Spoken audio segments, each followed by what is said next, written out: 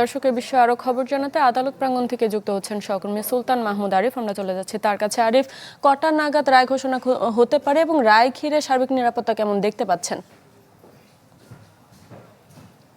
কটা নাগাদ রায় ঘোষণা বলতে সেটি এখনও আসলে স্পষ্ট করে বলা যাচ্ছে না, তবে 11টার পরে। এবং এই রায়কে কেন্দ্র করে ইতিমধ্যে আদালত চত্বরে আইনশৃঙ্খলা রক্ষাকারী বাহিনীর সদস্যদের যে পর্যাপ্ত উপস্থিতি সেটি রয়েছে এবং সাধারণ মানুষের উপস্থিতি রয়েছে। যেহেতু দেশের ইতিহাসে এটাই প্রথম যে এক কার্যদিবসের মধ্যে 16 জনের সাক্ষ্য গ্রহণ এবং 4 কার্যদিবসের মধ্যে পুরো বিচার প্রক্রিয়া সম্পূর্ণ হওয়ার নজির কিন্তু এটাই প্রথম। এর বাইরেও আসলে কোনো তথ্য আছে কিনা আমরা একটু জানতে চাইবো আমাদের যে এখানকার কোর্টবিট যিনি করেন রিপোর্টার রমিজ হোসেনের কাছে, যে আপনি তো এই ঘটনা যেদিন ঘটেছে সম্পৃক্ত এবং এখানে অতি অল্প সময়ের ভিতরে রায় ঘোষণা আজকে দিচ্ছে 4 কার্যদিবস এবং 1 কার্যদিবসের মধ্যে 16 দিনের সাক্ষ্য গ্রহণ। আমরা যা গণমাধ্যমে দেখেছি, যা সরাসরি দেখেছি, এর বাইরে যেটা আমরা জানি না এমন কিছু আছে কিনা, পাশাপাশি কোনো অনুশোচনার যে বিষয়টি বারবার উঠে এসেছে এরকম কোনো অনুশোচনা আছে কিনা, কিংবা আমরা যা জানি তার বাইরে আপনার কাছে কি তথ্য আছে? সেখানে এই যে আসামি সোহেল রানা, মানে আমার কাছে মনে হয়েছে যে সে আসলে পেশাদার একজন অপরাধী। RICL TMX, যুগের পর যুগ স্থাপনা থাকে মজবুত। কারণ সে যখন গ্রেপ্তার হয় তখন কিন্তু পুলিশের কাছে কখনো সে তৃতীয় কোনো ব্যক্তির নাম বলেনি।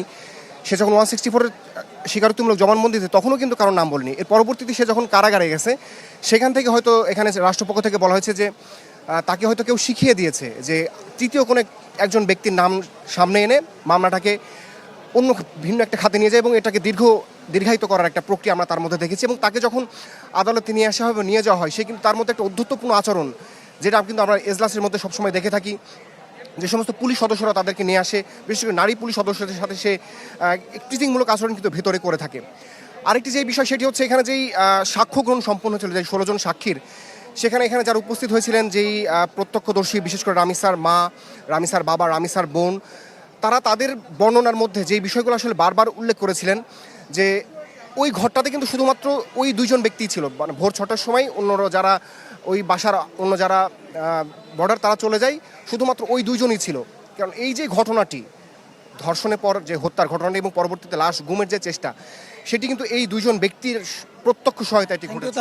আজকে বোঝা যাবে যে আসলে এটার মানুষজন, যে পরিবার এবং পরিবারের বাইরে যারা চাচ্ছে যে এটির সর্বোচ্চ মৃত্যুদণ্ড। এবং এই ঘটনা ঘটার পরই আমরা দেখেছি তারেক রহমান বাসায় গিয়েছেন এবং বাসায় গিয়ে রামিসার বাসায় গিয়ে সেখানেও বলেছেন 1 মাসের ভিতরে এটি সম্পন্ন করবেন। আসলে সেই সম্পূর্ণের আজকেই সেই দিন রায় ঘোষণার অপেক্ষায় আদালত চত্বরে অনেক মানুষ রয়েছে। পরিবারের স্বজনদেরকে ওইভাবে না দেখলেও কিন্তু আশপাশে যারা আছেন তাদের উপস্থিতি রয়েছে। আমরা আসলে রায় ঘোষণা পর্যন্ত অপেক্ষায় থাকবো। আরিফ, ধন্যবাদ আপনাকে। দর্শক, রামিসা হত্যার বিচার রায়ের বিস্তারিত খবর জানাচ্ছিলেন আমাদের সহকর্মী।